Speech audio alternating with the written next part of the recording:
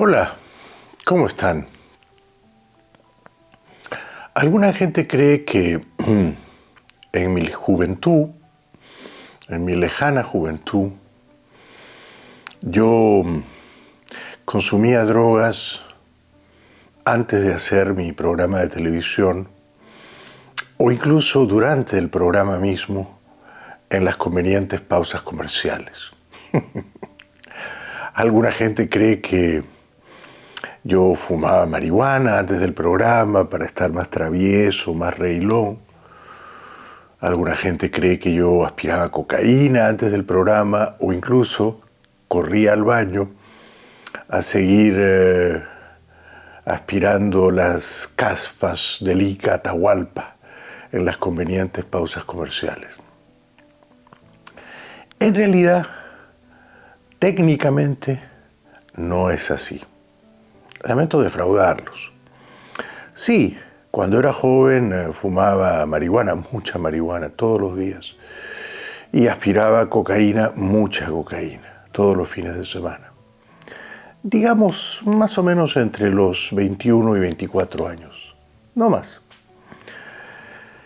Pero me gustaba ir al programa con la cabeza más o menos despejada, ¿no?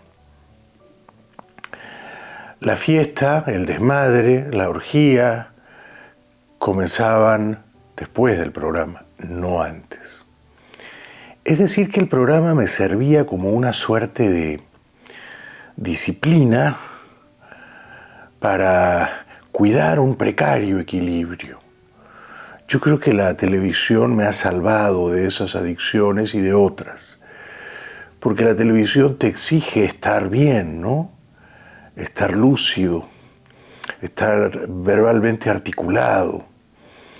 Y si tú estás jalando coca o fumando cannabis, vas a dar una impresión más o menos deplorable o patética una vez que estás en pantallas.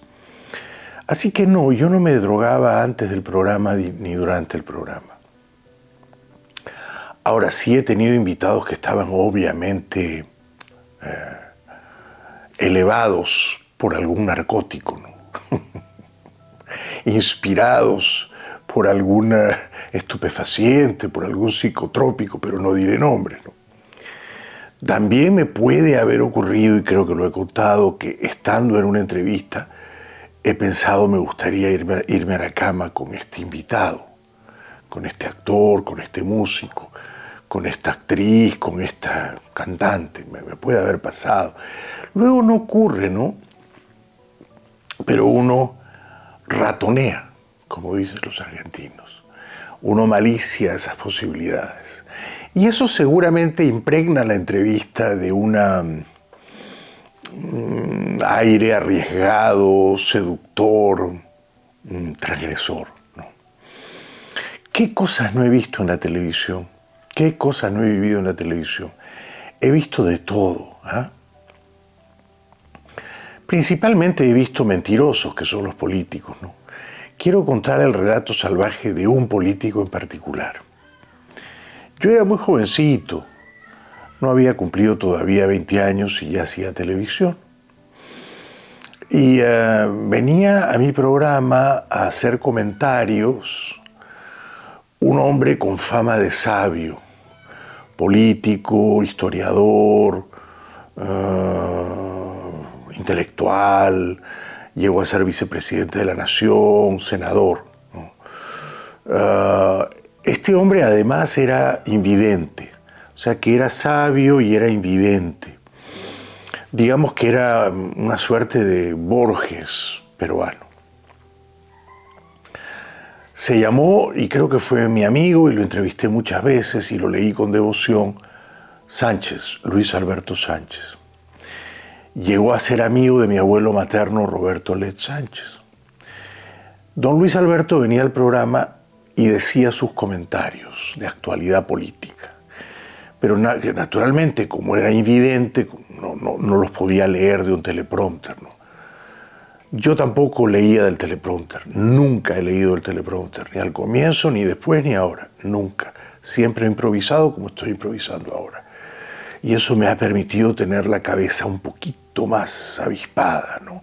Menos adormecida, porque el teleprompter te amansa, te vuelve pasivo y te mata la capacidad de improvisación. Bueno, don Luis Alberto se sentaba y empezaba a hablar.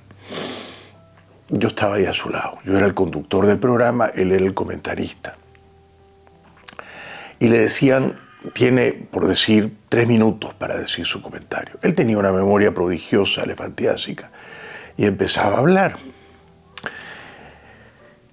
Pero raramente se ceñía al tiempo acordado. Además, él no podía ver un reloj, no era consciente del tiempo, ¿no? Entonces pasaban los 3 minutos y él seguía hablando. Y se veía que no tenía ninguna intención de detenerse, de interrumpir su comentario, de despedirse. Estaba encantado. A los políticos les encanta escucharse, ¿no es cierto? Generalmente dicen tonterías, pero Luis Alberto Sánchez no decía tonterías. Era un hombre profundamente cultivado, inteligente, con una visión del mundo, con muchos libros en la cabeza. Era, por tanto, un placer escucharle, ¿no? Pero él seguía hablando. Y yo no tenía cómo decirle en vivo y en directo, don Luis Alberto, o senador, toca que vaya terminando. Así que los productores del programa idearon una técnica que resultó muy eficaz. Y no estoy mintiendo. Y es una escena, me parece a mí, cinematográfica, ¿no? Digna de unos relatos salvajes. Un comentarista veterano, ya muy veterano, culto, historiador, intelectual, escritor, invidente, ciego del todo, como ciego fue Borges, como ciego fue Joaquín Balaguer en República Dominicana, y le ataban una pitita, una soguita a la pierna, más exactamente a la pantorrilla, de tal modo que eso no se veía en cámara, ¿no? Porque él estaba apoyado sobre una mesita, supongo, algo así, ¿no? Yo también. Entonces, cuando se cumplía el tiempo, empezaban a tirarle de la pierna, de la pantorrilla, le jalaban, allá en la esquina del estudio, fuera de cámaras, había un técnico que le jalaba la pitita, le jalaba, como diciéndole, ya, termina, no sigas hablando, viejo, ya se cumplió tu tiempo, en la televisión el tiempo es oro, el tiempo es un tirano, y le jalaban la pitita. Pero él, como buen político, siempre tenía un par de cosas más que decir, ¿no es cierto? Los políticos, sobre todo los políticos inspirados, no quieren interrumpir su cháchara, su prédica, su cátedra magistral, y él seguía y seguía, y le jalaba más y más la pitita. Así es que, como no obedecía a los tirones de la pitita, los productores idearon una técnica mejor. Lo sentaban en una mesita con rueditas.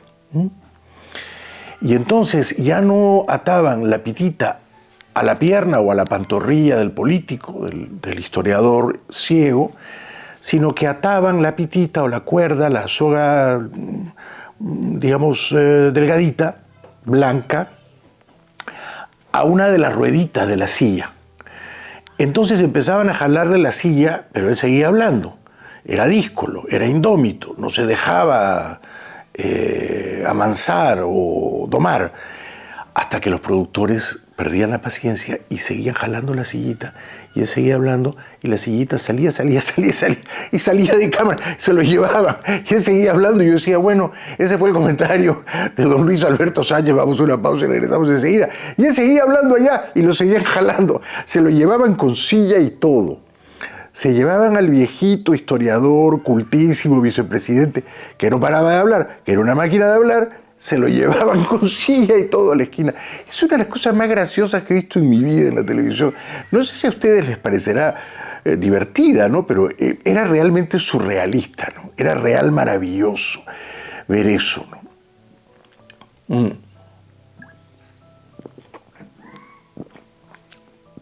Por supuesto se imaginarán cuántas veces he visto, sobre todo a políticos que son tan mentirosos, ¿no? Pero también a artistas que a veces son muy ególatras o muy inseguros, ¿no? ¿Cuántas veces he visto que antes de que comience el programa en vivo me dicen, Jaime o señor Beilio, por favor no me preguntes por esto? ¿Qué debe hacer uno? ¿Ah? Cuando te dicen, por favor no me preguntes por mi vida privada o por mi vida sexual o dicen que tengo una hija no reconocida, de ese tema no quiero hablar, o me acusan de haber recibido dinero de los narcos, pero es falso, es una patraña, por favor no me preguntes sobre eso. ¿Qué debe hacer uno? Más todavía si conoces a la persona y le tienes un mínimo afecto, ¿no? ¿Permites que el invitado te censure? ¿Permites que te prohíba preguntar precisamente aquello que tienes que preguntar? Uno no puede dejar que el invitado te ate una cuerda y te jale para que te saque de cámara para que no le preguntes lo que le tienes que preguntar. Entonces yo siempre cuando me han dicho, mira, no me preguntes esto, yo siempre he dicho, al carajo. A mí no me interesa ser amigo de este invitado, sea político, sea artista, sea rico, sea famoso, sea poderoso, que pueda tomar represalias contra mí, no me interesa. No me interesa. Así que le voy a preguntar exactamente lo que él me ha dicho que no le pregunte. Pero no puede ser la primera pregunta, ¿no? Tienes que ir llevando la conversación como un baile, como un tango, ¿verdad? Y una vez que ya vas entrando en confianza y que se va relajando y que derriba sus barreras y tiene la guardia baja, ya cuando el avión ha despegado, ahí le haces la pregunta que él no quería. Eso recuerdo vivamente de mis muchas noches en televisión, ¿no es cierto? Noches en las que, como he aclarado, no estaba yo bajo los efectos poderosos de alguna droga, no. Porque, y ustedes me van a entender, ya estar en televisión, o ahora mismo estar frente a la cámara y frente a Silvia, me enciende, me inspira. No necesito tener un subidón de alguna droga, no necesito. El hecho mismo de estar en la tele, en vivo o grabado, como ahora estamos grabando, ¿no? Pero para mí eso supone un subidón, un desafío, un vuelo, ¿no? Un reto a mí mismo para hacerlo mejor que ayer y peor que mañana, ¿no es cierto? Es así. Así que son tantas y tantas noches en televisión, ¿no? Algunas entrevistas acertadas, otras entrevistas horribles, ¿no? He tenido entrevistas en las que me he terminado peleando. He tenido entrevistas en las que he expulsado a gritos a mi invitado del plató del estudio. Eso me ha pasado aquí en Miami más de una vez, ¿no? He tenido entrevistas en las cuales el invitado se ha sentido tan incómodo que en la pausa comercial decía voy al baño y no iba al baño, se iba y no volvía más. He tenido programas, creo que Silvia estuvo en uno de ellos, ¿te acuerdas, mi amor? En los que estaba todo diseñado, videos, invitado, y 5 minutos antes de salir al aire te dicen todas las máquinas están estropeadas, no hay ningún video alineado y no ha llegado el invitado y está solo, improvisa. Eso no es fácil, ¿eh? He tenido noches en las que, por supuesto, se ha ido la luz, apagón. He tenido noches en las que he renunciado agitadamente y a viva voz y dando gritos al canal, insultando al dueño, tanto aquí en Miami como en Lima. ¿Qué no he visto, qué no he vivido en televisión? He visto correr droga en canales de televisión en abundancia. Como corren los maquillajes, las cremas, los polvos, las bases, los concealers, como corre la laca. He visto correr droga en los baños de los canales de televisión, pero a mí no me gustaba drogarme ni antes ni durante. No. Me gustaba estar en control, ¿no? Porque hacer una entrevista es como pilotear un avión. Tienes que estar muy atento a todas las señales del tablero. Tienes que estar muy atento. Tienes que saber cuándo subes, cuándo bajas, cuándo pones piloto automático, cuándo hay una turbulencia indeseada pero inevitable.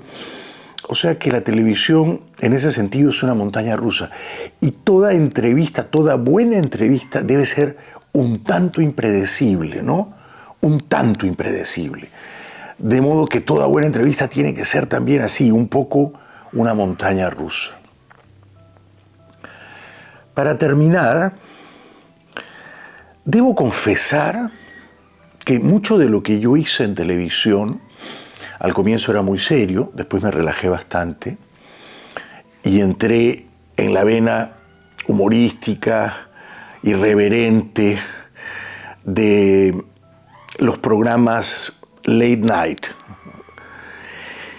Mucho de lo que he hecho se debe a los programas que yo veía aquí cuando todavía la televisión no estaba globalizada, pero yo viajaba muchísimo a los 20, 21, 22 años. Viajaba mucho.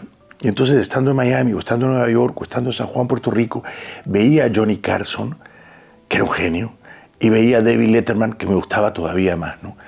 Y yo soñaba con hacer un programa así, ¿no? Como el de Carson o el de Letterman. Y lo intenté 1 y 2 veces. ¿Eh? Aquí no se me dio la oportunidad. ¿Cuántas veces no le rogué a Univision o a Telemundo? Hagamos un late night, pero no confiaban en mí y no querían hacer ese formato. Una pena, porque este era el lugar correcto, porque el Star System estaba y todavía está aquí, ¿no?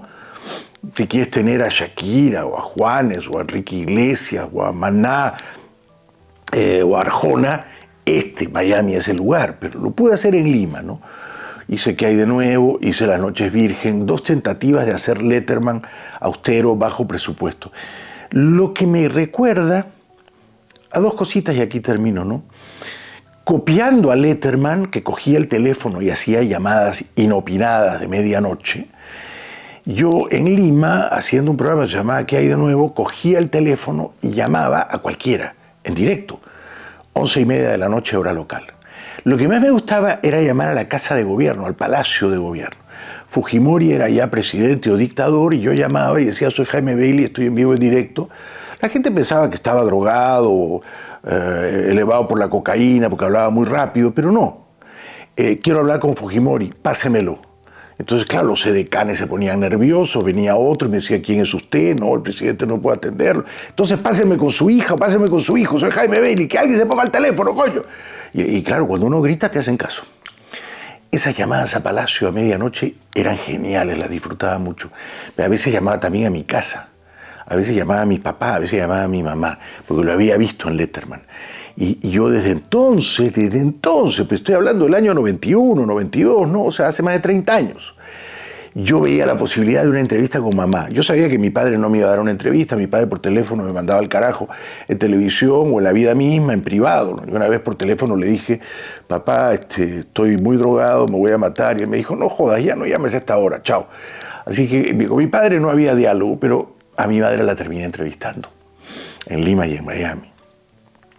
Esas llamadas telefónicas, yo era un Letterman wannabe, ¿no es cierto?, y le daban al programa un riesgo insólito, y era una forma de hacer televisión completamente salvaje, improvisada, sin guiones ni teleprompters, sin ceremonias ni solemnidades, que era inédita, fundacional, un tipo de hacer televisión que no se había hecho nunca en ese país, en esos canales.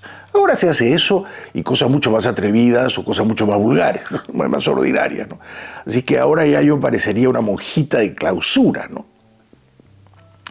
Pero sí recuerdo eso, y recuerdo que una vez, y acá termino, fui en vivo al programa de Letterman. Fui en un teatro, en Broadway, en Nueva York, porque él no salía en vivo.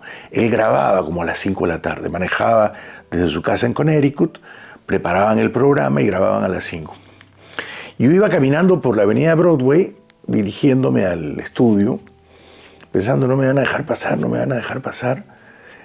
Y ocurrió que me tiraron agua. ¿Te lo he contado eso alguna vez, amor? ¿Qué hacía Letterman? Cuando estaba grabando, a veces tenía un chorro de agua en la mera avenida Broadway y varias cámaras.